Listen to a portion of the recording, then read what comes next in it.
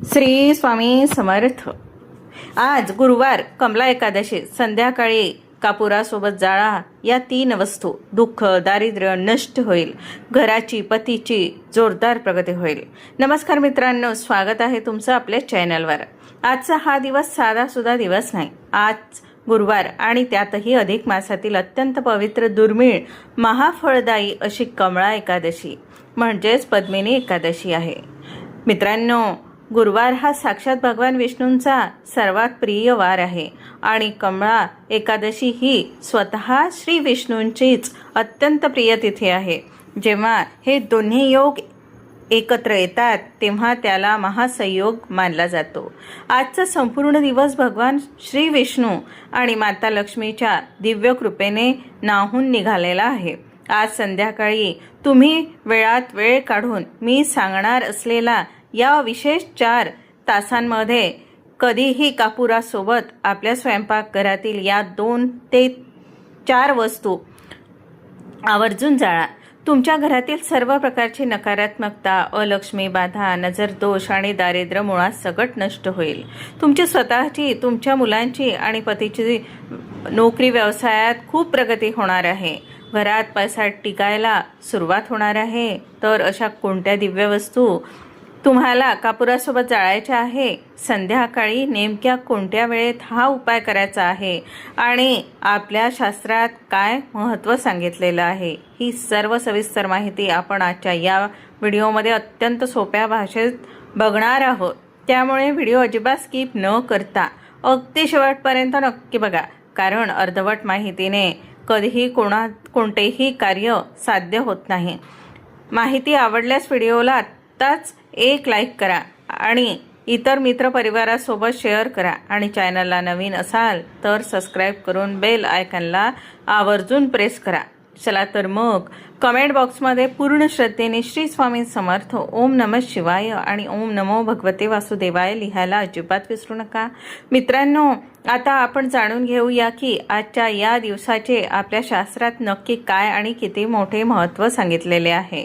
अधिक मासातील या अत्यंत पवित्र एकादशीला कमळा एकादशी किंवा पद्मिनी एकादशी असे म्हटले जाते। मित्रांनो, हा अधिक मास ज्याला आपण पुरुषोत्तम मास किंवा धोंड्याचा महिना असेही म्हणतो, हा दर 3 वर्षांनी एकदाच येत असतो। त्यामुळे या महिन्यामध्ये येणाऱ्या एकादशीला हिंदू धर्मात अत्यंत दुर्मिळ, विशेष आणि सर्वोच्च स्थान दिले गेलेले आहे।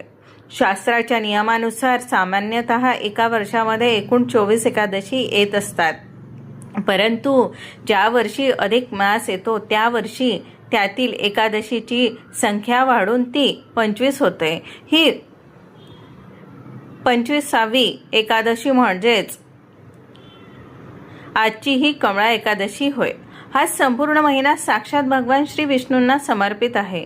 हिंदू धर्मामध्ये आणि पुराणांमध्ये असे स्पष्ट सांगितले आहे की अधिक मासामध्ये भक्ताने केलेले कोणतेही व्रत, वैकल्य, दान, धर्म, पूजा अर्चा आणि अगदी मनोभावे केलेले केवळ नामस्मरण, जप, साधना असेल तर त्याचे मिळणारे पुण्य फळ हे इतर सामान्य महिन्यांच्या तुलनेत 1000 पटीने जास्त म्हणजेच अत्यंत पटीने मिळते। या महिन्यात भगवान विष्णूंची सेवा केल्याने मानवी जीवनातील जन्मोजन्मीच्या दारिद्र्याचा आणि संकटांचा नाश होतो असे मानले जाते। आणि सर्वात मोठी आणि आनंदाची गोष्ट म्हणजे आजचा हा शुभ योग साधा सुद्धा नाही। आज एकादशी तिथी आहे, पण त्यासोबत भगवान विष्णूंचा अत्यंत प्रिय वार असलेला गुरुवार देखील आहे। एकादशी ही श्री विष्णूंची तिथी आहे आणि गुरुवार हा त्यांचाच वार।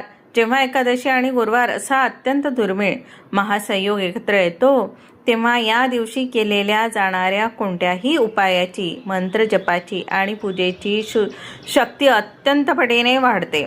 आजच्या दिवशी माता लक्ष्मी आणि भगवान विष्णूंचे आशीर्वाद एकाच वेळी आपल्या घरात प्राप्त होतात।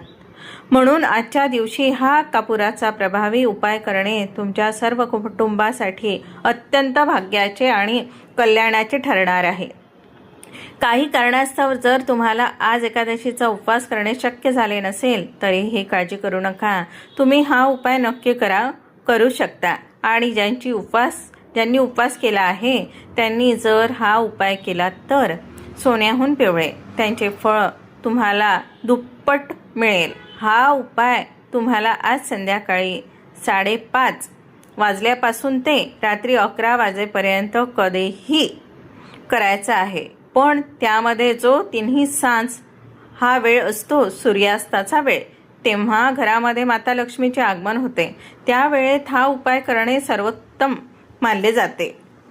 मित्रांनो, आपल्या हिंदू सनातन धर्मात, संस्कृतीमध्ये आणि दैनंदिन पूजेमध्ये कापूर जाळण्याला अत्यंत पवित्र आणि सर्वोच्च स्थान दिले गेलेले आहे.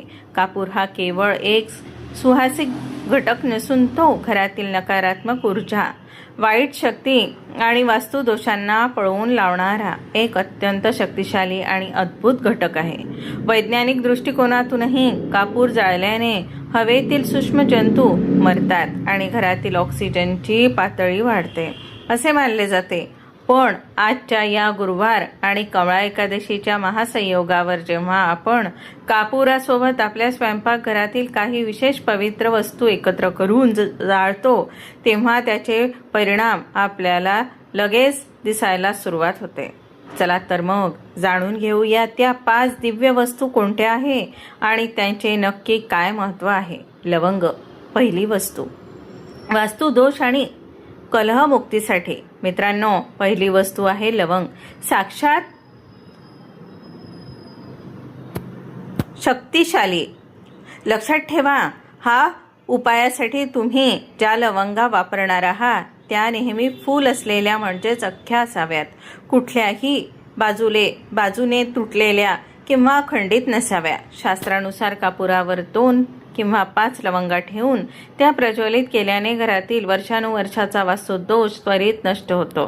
तुमच्या घरात जर विनाकारण चिडचिड होत असेल, पैशावरून वाद होत असतील, पती-पत्नींमध्ये किंवा मुलांमध्ये क्लेश होत असेल, भांडणे होत असतील, तर ती नकारात्मक ऊर्जा लवंग जाळल्याने नष्ट होते आणि कुटुंबात आनंदाचे, शांतीचे वातावरण निर्माण होते. हिरवी विलायची 2 नग. बुध शुक्र मजबूत आणि नोकरी व्यवसायासाठी दुसरी अत्यंत प्रभावी वस्तू म्हणजे हिरवी विलायची. ज्योतिषशास्त्रानुसार हिरवी विलायची ही बुध आणि शुक्र ग्रहाशी संबंधित आहे. जेव्हा आपण ती कापुरासोबत जाळतो तेव्हा आपल्या कुंडलीतील हे दोन्ही ग्रह अत्यंत मजबूत होतात.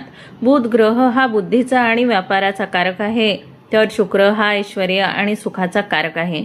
त्यामुळे नोकरीमध्ये प्रगती होते, व्यवसायात नवीन संधी मिळतात आणि घरात आर्थिक आवक वाढते. तसेच घरातील मुलांमध्ये जर आळस भरला असेल, त्यांचे अभ्यासात मन लागत नसेल, तर या उपायाच्या सुहासामुळे मुलांची एकाग्रता वाढते आणि त्यांची बुद्धी कुशाग्र तल्लख होते.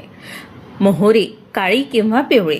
नजर दोष, बाधा आणि सुरक्षतेसाठी तिसरी वस्तू आहे मोहरी. तुम्ही काळी किंवा पिवळी तुमच्याकडे जी उपलब्ध असेल ती मोहरी वापरू शकता. मित्रांनो, कधी कधी आपल्या आजूबाजूला असे काही शत्रू असतात जे तोंडावर गोड बोलतात पण पाठीमागे वाईट विचार करतात. त्यांच्या या वाईट नजरेचा किंवा बाहेरून आलेल्या नकारात्मक ऊर्जेचा थेट परिणाम आपल्या मुलांवर आणि घराच्या प्रगतीवर होत असतो. जर तुमच्या घरात व्यवसायाला किंवा मुलांना कुणाची तरी वाईट नजर लागली असेल तर मोहरी हा त्यावर रामबाण उपाय ठरेल. पण लक्षात ठेवा, मोहरी थेट कापुरावर टाकायची नाही. ती कापुरावरून टाकायचा एक विशेष नियम आहे जो मी तुम्हाला पुढे सांगणारच आहे. गूळ आणि गाईचे शुद्ध तूप. पितृदोष शांत आणि घरातील हवनाचे पुण्य. चौथी वस्तू म्हणजे गूळ आणि गाईचे शुद्ध तूप. मित्रांनो, आपल्या स्वयंपाकघरातील या 2 वस्तू जेव्हा कापुरासोबत एकत्र जळतात तेव्हा घरात साक्षात छोटा यज्ञ किंवा होम हवन केल्यासारखे अत्यंत पवित्र आणि दिव्य वातावरण निर्माण होते. या धुपाच्या सुगंधाने घरातील गंभीर पितृदोष शांत होतो. ज्यांच्या घरावर वारंवार अचानक संकटे येतात, आजारपण पिच्छा सोडत नाही, अशा घरावर येणारी मोठी संकटे या उपायामुळे आधीच टळतात आणि तुमच्या संपूर्ण घराभोवती एक दैवी सुरक्षा कवच तयार होतं. तमालपत्र. इच्छापूर्ती आणि आर्थिक समृद्धीसाठी 5वी आणि शेवटची अत्यंत चमत्कारिक वस्तू म्हणजे मसाल्यातील तमालपत्र, ज्याला आपण तेजपत्ता देखील म्हणतो. जर तुमची एखादी इच्छा खूप दिवसांपासून अपूर्ण असेल, नोकरी मिळत नसेल किंवा घरात पैसा येत असूनही तो टिकत नसेल, तर एक सुंदर आणि न तुटलेला अखंड तमालपत्र घ्या. त्यावर एक लाल रंगाचे पेनाने तुमची जी काही इच्छा असेल ती अगदी स्पष्टपणे फक्त 1 किंवा 2 शब्दात लिहा. उदाहरणार्थ धनप्राप्ती, नोकरी, आरोग्य किंवा विवाह. हे तमालपत्र कापुरासोबत ठेवून जाळल्याने घरातील आर्थिक चणचण कायमची दूर होते आणि तुमची इच्छा थेट ब्रह्मांडात पोहोचायला सुरुवात होते, लवकरच पूर्ण होते. संध्याकाळी स्वच्छ हात पाय धुवून घ्या. शक्य असल्यास स्वच्छ कपडे परिधान करा. घराचे मुख्य प्रवेशद्वार, सर्व द्वारे आणि खिडक्या थोड्या वेळासाठी उघड्या ठेवा, जेणेकरून नकारात्मक ऊर्जा बाहेर जाईल. मुख्य दाराच्या दोन्ही बाजूला 2 दिवे प्रज्वलित करा. आता तुमच्या देवघरासमोर एक आसन टाकून बसा. एक मातीच्या पणती किंवा तांब्या पितळेच्या पात्रात थोडे तांदूळ ठेवा. त्या तांदूळावर 5 भीमसेनी कापुराच्या वड्या ठेवा. भीमसेनी कापूर सर्वोत्तम नसेल तर साधा कापूर वापरा. या कापुराभोवती लवंग, वेलायची, तमालपत्र आणि तुपाचा छोटा तुकडा ठेवा. मोहरीचा उपाय कसा करावा सांगते. थोडीशी मोहरी उजव्या हातात घ्या. तुमच्या मुलांवरून किंवा घरातील इतर सदस्यांच्या डोक्यावरून पायापर्यंत घड्याळाच्या काट्याप्रमाणे 7 वेळा उतरून नजर काढून ती मोहरी त्या कापुराच्या पात्रात टाका. आता कापूर प्रज्वलित करण्यापूर्वी त्या पात्राला हळद, कुंकू, अक्षदा वाहून मनोभावे नमस्कार करा आणि कापूर पेटवा. मित्रांनो, आता आपण वळूया त्या व्हिडिओच्या सर्वात महत्त्वाच्या भागाकडे. तो म्हणजे हा चमत्कारिक उपाय नक्की कसा आणि कोणत्या नियमांचे पालन करून करायचा आहे. कोणतीही पूजा किंवा उपाय जर आपण शास्त्रोक्त पद्धतीने आणि योग्य क्रमाने केला तर त्याचे फळ आपल्याला 100% मिळते.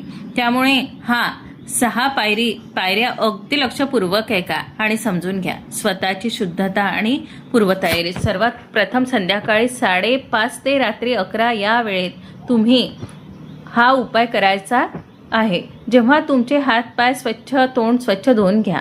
जर शक्य असेल तर संध्याकाळी स्नान करून स्वच्छ किंवा पिवळ्या रंगाचे वस्त्र परिधान केले तर अतिशय उत्तम राहील. कारण गुरुवार आणि एकादशीच्या दिवशी पिवळा रंग भगवान विष्णूंना अत्यंत प्रिय असतो. मनात कोणतीही वाईट विचार न करता अगदी प्रसन्न चित्ताने या उपायाची तयारी सुरू करा. उपाय सुरू करण्यापूर्वी तुमचे घराचे मुख्य प्रवेशद्वार तसेच घरातील इतर दारे, खिडक्या थोड्या वेळासाठी उघड्या ठेवा. यामागे कारण असे की जेव्हा आपण हा प्रभावी धूर करणार आहोत तेव्हा घरातील कोंडलेली नकारात्मक ऊर्जा, वास्तुदोष आणि वाईट लहरी बाहेर जाण्यासाठी मार्ग मोकळा होतात. त्यासोबत तुमच्या मुख्य दाराच्या बाहेर दोन्ही बाजूंना 2 दिवे तेलाचे किंवा तुपाचे आवर्जून प्रज्वलित करा. मुख्य दारावर दिवा लावल्याने माता लक्ष्मी प्रसन्न होऊन थेट तुमच्या घरामध्ये प्रवेश करते. आसनाची मांडणी आणि योग्य पात्राची निवड. आता तुमच्या देवघरासमोर किंवा जिथे शांत जागा असेल तिथे जमिनीवर एक स्वच्छ आसन टाका आणि त्यावर पूर्व किंवा उत्तर दिशेकडे तोंड करून बसा. कधीही जमिनीवर थेट बसून पूजा किंवा उपाय करू नये. आता तुमच्याकडे जर मातीची नवीन किंवा स्वच्छ पणती असेल तर ती घ्या किंवा तांब्या, पितळेचे, चांदीचे एखादे छोटे पात्र किंवा निरांजन घेतले तरी चालेल. आता या पात्राच्या तळाशी थोडेसे अख्खे तांदूळ ठेवा. तांदूळ हे समृद्धीचे प्रतीक आहे आणि ते उष्णता शोषून घेतात. या तांदूळावर तुम्हाला 5 भीमसेनी कापुराच्या वड्या ठेवायच्या आहे. शक्यतो भीमसेनी कापूरच वापरा, कारण तो 100% शुद्ध आणि सकारात्मकतेचा कारक असतो. पण जर तो नसेल तर तुम्ही रोजच्या पूजेतील साधा कापूर वापरला तरीही चालेल. आता त्या कापुराच्या वड्यांच्या बाजूने आपण घेतलेल्या सर्व वस्तू व्यवस्थित मांडून घ्या. त्यामध्ये 2 किंवा 5 फूल असलेल्या लवंगा, 2 हिरव्या विलायच्या, आपली इच्छा लिहिलेले तमालपत्र आणि अगदी छोटासा गुळाचा तुकडा आणि त्यावर थोडे गाईचे शुद्ध तूप किंवा साधे तूप अर्पण करा. या सर्व वस्तू कापुराभोवती अशा प्रकारे ठेवा जेणेकरून कापूर पेटवल्यावर त्या देखील व्यवस्थित प्रज्वलित होतील. मोहरीचा तो अत्यंत प्रभावी उपाय नजरदोष. आता येतो मोहरीचा सर्वात मुख्य आणि विशेष नियम. मित्रांनो, मोहरी थेट पात्रात टाकायची नाही. थोडीशी काळी किंवा पिवळी मोहरी तुमच्या उजव्या हाताच्या मुठीत घ्या. जर तुमच्या मुलांच्या अभ्यासात मन लागत नसेल, ते सतत आजारी पडत असतील किंवा चिडचिड करत असतील, तर त्यांच्यासमोर त्यांना बसून त्यांच्या डोक्यावरून ते पायापर्यंत घड्याळाच्या काट्याच्या आकाराने 7 वेळा मूठ फिरून नजर काढून घ्या. तसेच घरातील इतर सदस्यांवरून किंवा स्वतःवरून देखील तुम्ही अशा प्रकारे 7 वेळा नजर उतरून घेऊ शकता. जर तुम्हाला संपूर्ण घराची नजर काढायची असेल तर मूठ हातात धरून संपूर्ण घरातून फिरवून आणू शकता. ही नजर काढल्याने मोहरी आता त्या कापुराच्या पात्रात सर्व वस्तूंच्या सोबत टाकून द्या.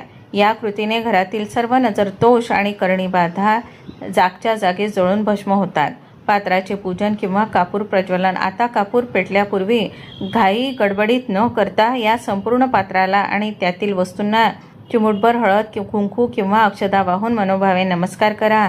मनातल्या मनात भगवान विष्णू, माता लक्ष्मी आणि विघ्नहर्ता गणपती बाप्पाचे स्मरण करा. तुमच्या कुलदेवतेचे नाव घ्या आणि त्यानंतर एक काळे पेटी किंवा दिव्याच्या साह्याने तो कापूर प्रज्वलित करा. तर मित्रांनो, आजच्या या गुरुवार आणि कमला एकादशी अत्यंत दुर्मिळ योगावर हा स्वतःसाठी आणि आपल्या कुटुंबासाठी प्रगतीसाठी वेळात वेळ काढून नक्की करा उपाय. तुम्हाला याचा अनुभव नक्की येईल. कमेंट बॉक्समध्ये श्री स्वामी समर्थ, ओम नमः शिवाय आणि ओम नमो भगवते वासुदेवाय लिहायला अजिबात विसरू नका. माहिती कशी वाटली कमेंट करून नक्की सांगा. व्हिडिओला लाईक करा, शेअर करायला विसरू नका. पुन्हा भेटूया अशाच एका माहितीपूर्ण व्हिडिओमध्ये. तोपर्यंत ओम नमो भगवते वासुदेवाय. तसेच धन्यवाद. श्री स्वामी समर्थ.